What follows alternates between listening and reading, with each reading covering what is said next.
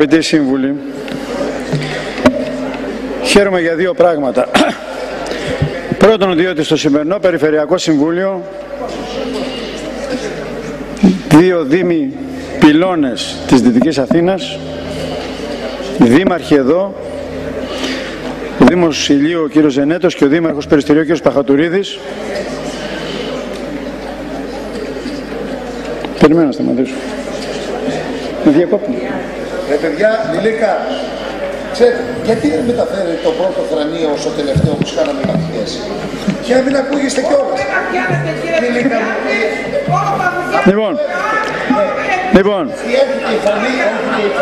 Λοιπόν, θέλω να πω δηλαδή το εξής. Δείχνει, αγαπητοί συνάδελφοι και σύμβουλοι, η μαζική συμμετοχή των δημάρχων μαζί με τους αντιδημάρχους και τους δημοτικούς συμβούλους και τον πρόεδρο του Δημοτικού Συμβουλίου όλων εδώ, δίνει τη σοβαρότητα του ζητήματος, την μεγάλη πολιτική σημασία που πρέπει να δώσει το Περιφερειακό Συμβούλιο για αυτά τα έργα και ειδικά πρέπει να είμαστε προσεκτικοί σύμφωνα με την εισήγηση, την τοποθέτηση προηγούμενου συνομιλητή, αυτή την εποχή. Μια εποχή που υπάρχει σοβαρή κρίση, κοινωνική, πολιτική και οικονομική. Μια εποχή που οι ηλικιωμένοι κάνουν διαρκώς από τις συντάξεις τους. Μια εποχή που οι οικογένειες βιώνουν την λιτότητα. Και μια εποχή που τα ιδιωτικά συμφέροντα λιμένονται την Ελλάδα στο θέμα της συντήρησης των ηλικιωμένων. Από τη μια μεριά λοιπόν λέμε να ενισχύσουμε την τοπική αυτοδιοίκηση.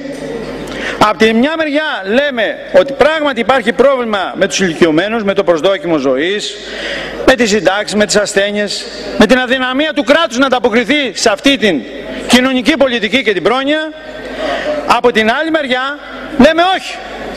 Ουσιαστικά όχι. Ακούστηκε όχι εδώ. Γιατί όχι? Θέλουμε δηλαδή ιδιωτικές μονάδες για τους ηλικιωμένους? Επειδή απουσιάζει το κράτος? Και αν απουσιάζει το κράτος, σωστά και συγχαρητήρια, η περιφέρεια χρηματοδοτώντας και οι δήμοι αναλαμβάνουν αυτή την μεγάλη μπορώ να πω πρωτοβουλία και πολιτική για αυτό το θέμα που το κράτος απουσιάζει.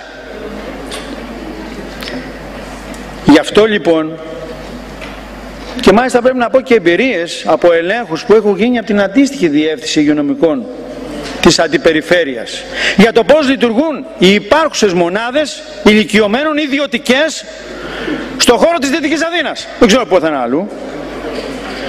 Λοιπόν εμφανίζεται μια άλλη μονάδα, σύγχρονη, που δίνει συνολική απάντηση στο ζήτημα και υπάρχουν φωνές που να μιλάμε για προσεκτικές κινήσεις.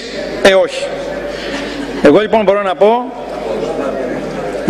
μπορώ να πω ότι πραγματικά αυτές οι πολιτικές είναι στρατηγικής σημασίας για την περιφέρεια και για τους δήμους, για να μπορέσει και η τοπική αυτοδιοίκηση να έχει ένα διαφορετικό ρόλο προοπτικά, αφού το κράτος απουσίαζε και συνεχίζει να απουσιάζει σε ζητήματα κοινωνικής πολιτικής και πρόνοιας.